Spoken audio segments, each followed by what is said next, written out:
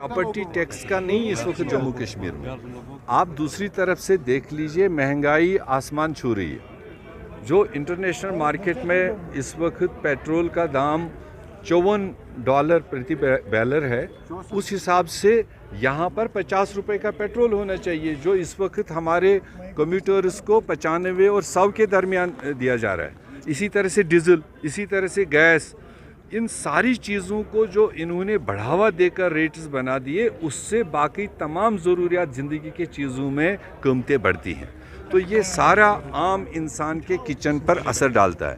उसी तरह से जहाँ एक तरफ उन कीमतों को बढ़ावा दे रहे हैं, दूसरी तरफ प्रॉपर्टी टैक्स, हाउस टैक्स और बिजली का एक्स्ट्रा फीस, पानी का एक्स्ट्रा फीस, ये सारे इक़्तिदामात वो उस यूटी नामन कल्चर को मजबूत करने के लिए ये इक़दामात उठा रहे हैं।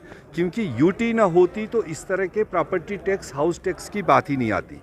जो बाकी देश में यूटीज़ हैं, उन सब में ये हाउस और प्रॉपर्टी टैक्स लगता है, लोग पे करते हैं। इसीलिए तमाम यूटी में रहने वाले लोग अपने आप को स्टेट की डिमांड रखते हैं। तो हमारा रोना यही है, हम तो एक फुल फ्लैश स्टेट थे, हमें यूटी में क्यों बदल दिया, और यूटी में बदलने के बाद इतने सारे जो जुल्म है हमारे लोगों के साथ क्यों कर रहे हैं। एक तरफ ऑलरेडी कोविड की वजह से, दूसरी तरफ यहाँ के सियासी हालात की वजह से यहाँ लोगों की आमदनियाँ बहुत कम हो चुकी हैं, ज़ीरो के बराबर। और दूसरी तरफ से आप सरकारी तौर पर मतलब एक के ऊपर एक लोड बढ़ाते जा रहे हो। तो इस तरह से लगता कुल मिलाकर कि भाजपा सरकार को इस खित्ते में लोगों को इकनॉमिकली पसमानदा बनाने की एक बाज़ाब्ता पॉलिसी है, जिसके तहत ये किया जा रहा है। डेलीगेशन इस तरह की आती जाती हैं, हमारा कोई सीधा उसमें कोई ऑब्जेक्शन नहीं है, मगर सवाल ये है कि उसका रिटर्न क्या है।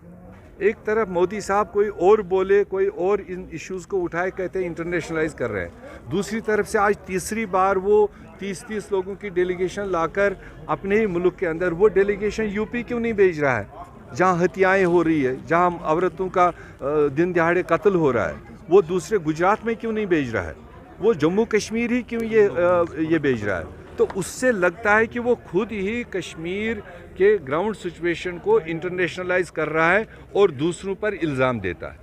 तो इसमें ज़मीनी सतह पर कोई फ़र्क नहीं पड़ेगा। हाँ, अगर अपने पार्लियामेंट के पार्लियामेंटेरियंस को ऑल पार्टी डेलीगेशन आती, 2-5 दिन यहाँ पर वो नौजवानों से बात करते, किसानों से बात करते, ट्रेडर से बात करते, उसका कोई ना कोई हल निकल के आता। वो अपने देश के लोग होते, अपने पार्लियामेंट में बोलते। तो फॉरेन डेलीगेट्स का आना और ये कहाँ बोलें, क्या बोलें, वो किसको पता है, और मिले कौन उनसे? वही जो सरकार ने अपने खैरखा तैयार किए हुए थे, उन्हीं को बुलाया। किसी पॉलिटिकल पार्टी को ऑफिशियली नहीं इनवाइट किया, और कांग्रेस को तो बिल्कुल ही नहीं। और फिर झूठ बोल रहे हैं टेलीविजन पर कि यहाँ पर कांग्रेस, नेशनल, पीडीपी, सब पार्टीज़ के लोग थे।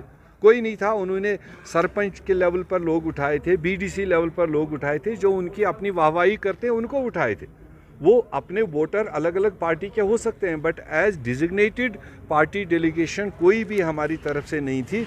इसलिए वो जो गुमराहकुन स्टेटमेंट कल आए हैं, मैं उसको कंडेम करता हूँ। सर, एक मेंबर था, 70 साल हमें लगे इस स्टेट को तोड़ने में और 370 हटाने में। थोड़ा धीरज रखो, यही लफ्ज़ उसने किया। वो धीरज का माने क्या है कि हमने अगर 70 साल इसके लिए लड़ा, तो कम से कम 27 साल तो आप वेट करो। तो मेरा मानना है, जब तक भाजपा की सरकार दिल्ली में है, मुझे नहीं लगता है कि वो स्टेट रेस्टोर करें। 370-35 की तो दूर की बात है, क्योंकि वो सुप्रीम कोर्ट मामला गया हुआ है। हम उम्मीद ज़रूर रखेंगे सुप्रीम कोर्ट उसमें कोई सही फैसला दे सकते।